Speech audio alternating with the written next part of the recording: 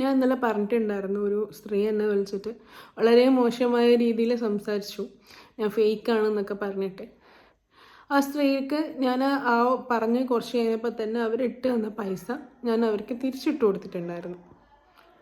അവരെന്നെ ഇന്ന് വീണ്ടും ഈ ഒരു സമയത്ത് വിളിച്ചിട്ട് പറഞ്ഞു അവരുടെ ആരോ എനിക്ക് പൈസ ഇട്ടിട്ടുണ്ട്, ആ പൈസ തിരിച്ചിട്ട് കൊടുക്കാൻ. എനിക്ക് മനസ്സിലാവുന്നില്ല, നിങ്ങൾക്ക് ഫേക്കാണെന്ന് തോന്നുന്ന ഒരാളെ നിങ്ങൾ എന്തിനാണ് എല്ലാവർക്കും ഷെയർ ചെയ്തിട്ട് പൈസ ഇട്ട് കൊടുക്കാൻ പറയുന്നത്? അപ്പം ഞാനത് തപ്പിപ്പിടിച്ച് അവർക്ക് തിരിച്ചിട്ട് കൊടുക്കണം. അപ്പം നിങ്ങൾ എന്താ ചെയ്യുന്നത്? എന്നെ ഹെറാസ് ചെയ്യുകയാണോ? നിങ്ങളെന്തിനാണ് എന്നെ ഇങ്ങനെ ലുക്കൗട്ട് ചെയ്തിട്ട് ഹെറാസ് ചെയ്യുന്നത് ഈ ഒരു അവസ്ഥയിൽ ഇരിക്കുന്ന എന്നെ? എനിക്ക് മനസ്സിലാവുന്നില്ല. ഞാൻ പല കാര്യങ്ങളും പ്രതികരിക്കാത്ത ഒരു വ്യക്തിയാണ്. ഞാൻ പല കാര്യങ്ങളും ആരടുത്തും തിരിച്ച് പ്രതികരിക്കാത്ത ഒരാളാണ്. പക്ഷെ ഇങ്ങനെ അവസ്ഥയിലിരിക്കുന്ന ഒരാളെ ഇതേപോലെ ഹറാസ് ചെയ്യരുത്. ഞാൻ ഇന്നലെ കൂടെ പറഞ്ഞതാണ്, എന്നിൽ ജെന്യൂനിറ്റി തോന്നുന്ന ആൾക്കാർ, എനിക്ക് അസുഖമാണെന്നും എൻ്റെ കാര്യങ്ങൾ അറിഞ്ഞ് മനസ്സിലാക്കിയിട്ടുള്ള ആൾക്കാർ മാത്രം എനിക്ക് പൈസ ഇട്ട് തന്നാൽ മതി. ഇല്ലാത്ത ആൾക്കാർ ദയവ് ചെയ്ത് എനിക്ക് പൈസ അയക്കരുത്. പൈസ അയച്ചിട്ട് ഇതേപോലെ വിളിച്ചിട്ട് നീ ഫേക്കാണ്, നിനക്ക് കീമോ ചെയ്തിട്ട് മുടി പോയില്ലല്ലോ. കീമോ ചെയ്തിട്ട് മുടി പോവാത്തതാണോ നിങ്ങളുടെ പ്രശ്നം? എനിക്ക് ഈ ഫ്രണ്ടിൽ മാത്രമേ മുടിയുള്ളൂ, എൻ്റെ ബാക്കിൽ മുടിയില്ല. എനിക്ക് തട്ടം കഴിച്ചിട്ട് എൻ്റെ തലേൻ്റെ ബാക്ക് കാണിച്ച് എനിക്ക് മുടിയില്ല എന്ന് പറഞ്ഞ് വീഡിയോ ചെയ്യാൻ ആഗ്രഹമില്ല. നിങ്ങൾക്ക് അത്രയ്ക്ക് എൻ്റെ മുടി കാണണമെന്നുണ്ടെങ്കിൽ എൻ്റെ വീട്ടിൽ വന്നിട്ട് നോക്കിയാൽ മതി. നിങ്ങളുടെ അടുത്ത് എനിക്കത് ബോധിപ്പിക്കേണ്ട ആവശ്യമില്ല. തീരെ നിവൃത്തിയിട്ടിട്ടാണ് ഞാനിങ്ങനൊരു വീഡിയോ ചെയ്യുന്നത്. പല ആൾക്കാരും ഇന്നലത്തെ വീഡിയോ കണ്ടപ്പോൾ എന്നെ വിളിച്ചിട്ടുണ്ടായിരുന്നു.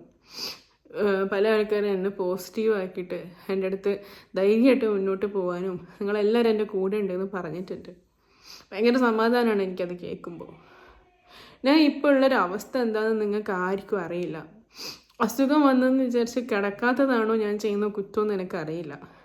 ഞാൻ കിടന്നു കഴിഞ്ഞാൽ എനിക്ക് അസുഖം കൺഫേം ആക്കുന്ന ആൾക്കാരാണ് എനിക്ക് ചുറ്റും.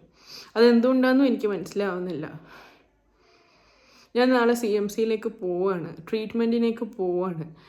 എൻ്റെ മൈൻഡ് മൊത്തത്തിൽ എന്താ പറയുക, ഫുള്ള് ഡൗൺ ആയിട്ടിരിക്കുന്നൊരു സമയമാണ്. എനിക്ക് എന്തിനാണ് നിങ്ങളിങ്ങനെ വിളിച്ചിട്ട് എന്നെ ഇങ്ങനെ ലുക്കൗട്ട് ചെയ്തിട്ട് ഇതേപോലെ ഓരോരോ ആൾക്കാരെ കൊണ്ട് പൈസ ഇടിപ്പിച്ചിട്ട് എന്നെ വിളിച്ച് അത് തിരിച്ചിട്ട് കൊടുക്കാൻ വേണ്ടി പറയുന്നത് എന്താണെന്ന് എനിക്ക് മനസ്സിലാവുന്നില്ല. നിങ്ങളെന്തിനാണ് പിന്നെ വീഡിയോ ഷെയർ ചെയ്ത് കൊടുക്കുന്നത്? അല്ലെങ്കിൽ എൻ്റെ പോസ്റ്റ് നിങ്ങൾ എന്തിനാണ് ഷെയർ ചെയ്ത് കൊടുക്കുന്നത്? ചെയ്യാണ്ടിരുന്നാൽ പോരെ?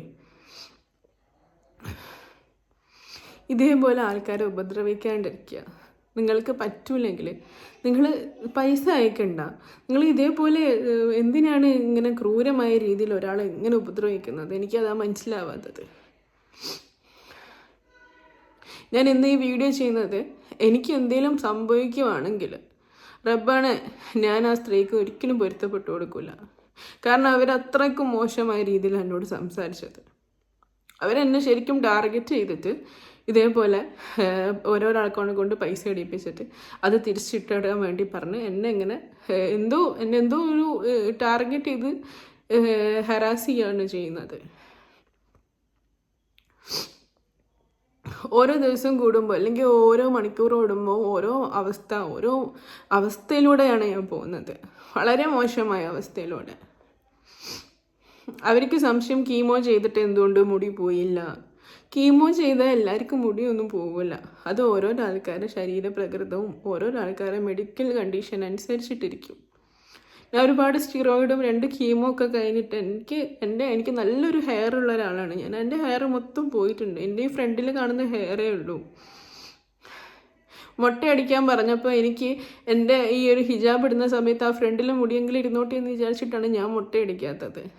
അങ്ങനെ ഒരു സാഹചര്യം വന്ന് ഞാൻ അത് ചെയ്യും. അതൊന്നും എനിക്ക് നിങ്ങളെല്ലാവരും ബോധിപ്പിക്കാനൊന്നും പറ്റത്തൊന്നുമില്ല. ഒരാൾ വിഷമത്തിലൂടെ കടന്നു പോകുമ്പോൾ അവരെ സഹായിച്ചില്ലെങ്കിലും ദയവ് ചെയ്ത് ഉപദ്രവിക്കരുത് പ്ലീസ്.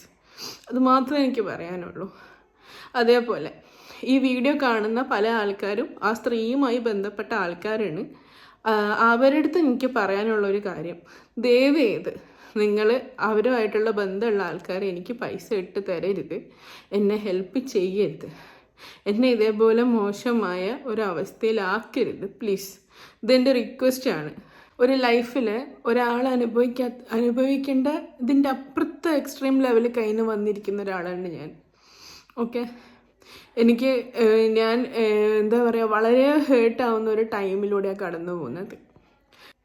എനിക്ക് പറയാനുള്ളൊരു കാര്യം, നേരത്തെ പറഞ്ഞ പോലെ തന്നെ ദയവേത് ഇതുപോലുള്ള ആൾക്കാർ എനിക്ക് പേയ്മെൻറ്റ് അയക്കണ്ട.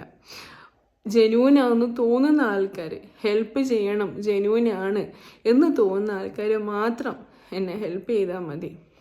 എൻ്റെ ട്രീറ്റ്മെൻറ്റ് കണ്ടിന്യൂ ചെയ്യണം, അല്ലെങ്കിൽ എൻ്റെ ട്രീറ്റ്മെൻറ്റ് നടക്കണമെന്ന് പടച്ചവൻ വിചാരിച്ചിട്ടുണ്ടെങ്കിൽ എൻ്റെ ട്രീറ്റ്മെൻറ്റ് നടക്കും. അതിപ്പോൾ ആര് പൈസ അയച്ചില്ലെങ്കിലും നടക്കും. ഇല്ല, എൻ്റെ ട്രീറ്റ്മെൻറ്റ് നടക്കൂല എന്നാണ് പടച്ചവൻ വിധിച്ചിട്ടുണ്ടെങ്കിൽ എനിക്ക് ആരൊക്കെ പൈസ തന്നു കഴിഞ്ഞാലും എൻ്റെ ട്രീറ്റ്മെൻറ്റ് നടക്കൂല. ഓക്കെ, അത് യൂണിവേഴ്സലായിട്ടുള്ളൊരു സത്യമാണ്. അപ്പോൾ ഇത് മാത്രമേ പറയാനുള്ളൂ. ദയവേത് എന്നെ സഹായിച്ചില്ലെങ്കിലും ഉപദ്രവിക്കരുത്, അത് മാത്രമേ എനിക്ക് പറയാനുള്ളൂ. എന്നാൽ നിങ്ങൾ ആരും സഹായിച്ചില്ലെങ്കിൽ എന്നെ ഉപദ്രവിക്കരുത് പ്ലീസ്. എനിക്ക് താങ്ങാവുന്നതിൻ്റെ അപ്പുറത്തുള്ള വാക്കുകളാണ് അവർ പറഞ്ഞത്. ഒരു എന്താ പറയുക, എനിക്കൊരാളുടെ അടുത്ത് പ്രതികരിക്കാൻ അറിയാത്തതുകൊണ്ടൊന്നുമല്ല. ഞാൻ മാക്സിമം ഒരാളെ വിഷമിപ്പിക്കാണ്ട് ജീവിക്കണം എന്ന് ആഗ്രഹിക്കുന്ന ഒരാളാണ്. അതുകൊണ്ട് ദയവേത് എന്നെ ഈ ഒരു രീതിയിൽ, ഈ ഒരു അവസ്ഥയിൽ വിഷമിപ്പിക്കരുത്. എനിക്ക് നിങ്ങൾ പൈസ അയച്ച് തന്നതിനും കുഴപ്പമില്ല. ദയവേത് എന്നെ ഈ രീതിയിൽ ഉപദ്രവിക്കരുത്. എൻ്റെ റിക്വസ്റ്റാണ്, പ്ലീസ്.